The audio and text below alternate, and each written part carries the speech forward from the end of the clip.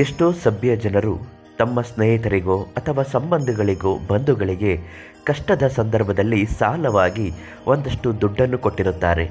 ಆದರೆ ಅವರು ಎಷ್ಟೇ ದಿನವಾದರೂ ಹಿಂದಕ್ಕೆ ಕೊಟ್ಟಿರುವುದಿಲ್ಲ. ನಮ್ಮ ಹುಡುಗರು ತಾನೇ ಕೊಟ್ಟರಾಯಿತು, ನಮ್ಮವ್ರು ತಾನೇ ಕೊಟ್ಟರಾಯಿತು, ಏನು ಅಂದ್ಕೊಳ್ಳೋದಿಲ್ಲ ಅನ್ನುವ ಮನೋಭಾವದಲ್ಲೇ ಅದನ್ನು ಮುಂದೂಡ್ತಾ ಇರ್ತಾರೆ. ಆದರೆ ಕೊಟ್ಟಿರುವವರಿಗೆ ಅದನ್ನು ಕೇಳಲು ಆಗುತ್ತಿರುವುದಿಲ್ಲ, ಹಿಂಪಡೆಯಲು ಆಗುತ್ತಿರುವುದಿಲ್ಲ.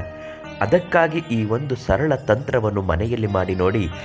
ಅದೇ ವ್ಯಕ್ತಿ 21 ದಿನದ ಒಳಗೆ ನಿಮಗೆ ಬರಬೇಕಾದ ದುಡ್ಡು ತಂದು ತಾನೇ ಕೊಡುತ್ತಾರೆ. ಅವರಿಗೆ ದುಡ್ಡು ಕೊಡುವ ಮನಸ್ಸು ಬರುತ್ತದೆ.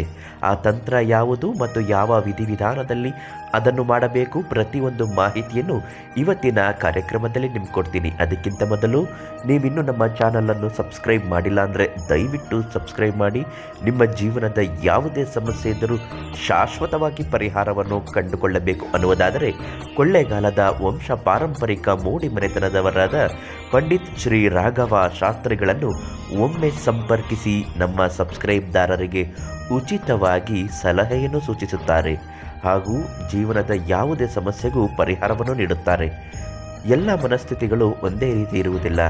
ಕೆಲವರಿಗೆ ಕೆಟ್ಟ ಮನಸ್ಥಿತಿ ಇರುತ್ತೆ, ಇನ್ನು ಕೆಲವರಿಗೆ ಸಮಯ ಸಂದರ್ಭದ ಮೇಲೆ ಮನಸ್ಥಿತಿ ನಿಂತಿರುತ್ತದೆ. ಅಂತಹ ಸಂದರ್ಭದಲ್ಲಿ ಕೊಟ್ಟಿರುವ ಸಾಲಗಳು ವಾಪಸ್ಸು ಬರದೇ ಇದ್ದಾಗ ಗೊಂದಲಕ್ಕೀಡಾಗುತ್ತಾರೆ. ನಿಮಗೂ ಸಹ ಯಾವುದೋ ಒಂದು ಎಮರ್ಜೆನ್ಸಿ ಕೆಲಸ ಇರುತ್ತೆ, ಆದರೆ ಆ ದುಡ್ಡು ಬಂದರೆ ಆಗುತ್ತೆ ಅಂತ ಇರುತ್ತೆ, ಇನ್ಯಾರಿಗೂ ದುಡ್ಡು ಕೊಡಬೇಕಾಗಿರುತ್ತೆ. ಇಂತಹ ಸಂದರ್ಭದಲ್ಲಿ ನಾವು ತಿಳಿಸುವ ಹಾಗೆ ಈ ಒಂದು ಸರಳ ತಂತ್ರವನ್ನು ಮಾಡಿ ನೋಡಿ. ಖಂಡಿತವಾಗಿಯೂ ಎಷ್ಟೇ ಹಣಕಾಸಿನ ಸಮಸ್ಯೆ ಇದ್ದರೂ ಕೂಡ ಇದರಿಂದ ಪರಿಹಾರ ಆಗುತ್ತೆ. ಆ ತಂತ್ರ ಯಾವುದು ಮತ್ತು ಹೇಗೆ ಅಂತ ಹೇಳೋದಾದರೆ, ಮಂಗಳವಾರ ಅಥವಾ ಶುಕ್ರವಾರ ಈ ತಂತ್ರವನ್ನು ಮಾಡಬೇಕು.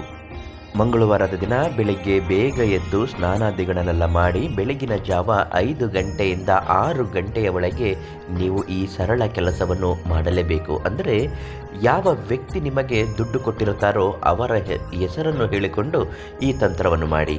ಮೊದಲನೇದಾಗಿ ಒಂದು ವೀಳ್ಯದೆಲೆಯನ್ನು ತೆಗೆದುಕೊಂಡು ಅರಿಶಿಣದಿಂದ ಆ ವೀಳ್ಯದೆಲೆ ಮೇಲೆ ನಾವು ತಿಳಿಸುವ ಹಾಗೆ ಅರಳಿ ಕಡ್ಡಿಯಿಂದ ಇದೊಂದು ಪುಟ್ಟ ಕೆಲಸ ಮಾಡಬೇಕು. ಅಂದರೆ ಅದರ ಮೇಲೆ ಶ್ರೀಂ ಓಂ ಎರಡನ್ನು ಸೇರಿಸಿ ಬೇವಿನ ಕಡ್ಡಿ ಅಥವಾ ಅರಳಿ ಕಡ್ಡಿ ಸಹಾಯದಿಂದ ಬರೆಯಬೇಕು. ಅದಾದ ನಂತರ ವೀಳ್ಯದೆಲೆಯ ಹಿಂಭಾಗದಲ್ಲಿ ಯಾವ ವ್ಯಕ್ತಿಗೆ ನೀವು ದುಡ್ಡು ಕೊಟ್ಟಿರುತ್ತೀರೋ ಆ ವ್ಯಕ್ತಿಯ ಹೆಸರನ್ನು ಬರೆದು ದುಡ್ಡು ಕೊಡಬೇಕಾದ ಮೊತ್ತವನ್ನು ಅದರ ಕೆಳಗಡೆ ಬರೆಯಬೇಕು.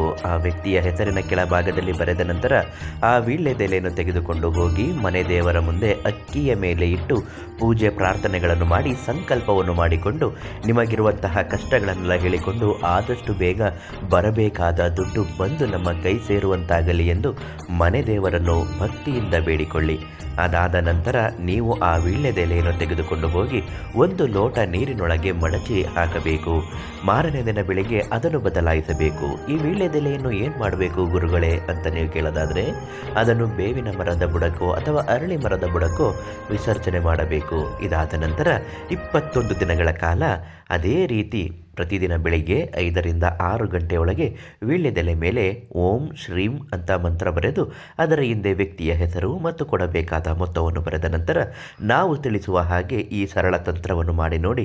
21 ದಿನಗಳವರೆಗೆ ಆ ವ್ಯಕ್ತಿ ನಿಮ್ಮನ್ನು ಭೇಟಿ ಮಾಡುತ್ತಾನೆ. ತಾನಾಗೇ ಬಂದು ನಿಮ್ಮ ದುಡ್ಡನ್ನು ಕೊಟ್ಟೇ ಹೋಗುತ್ತಾನೆ. ಇದು ಸರಳ ತಂತ್ರ.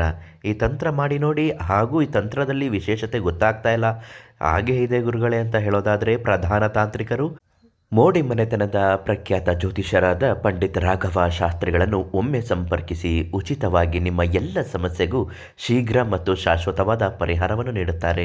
ನಾಳೆ ಮತ್ತೊಂದು ದೈವ ಮಾಹಿತಿಯೊಂದಿಗೆ ನಿಮ್ಮನ್ನು ಭೇಟಿ ಮಾಡುತ್ತೇನೆ. ಧನ್ಯವಾದ.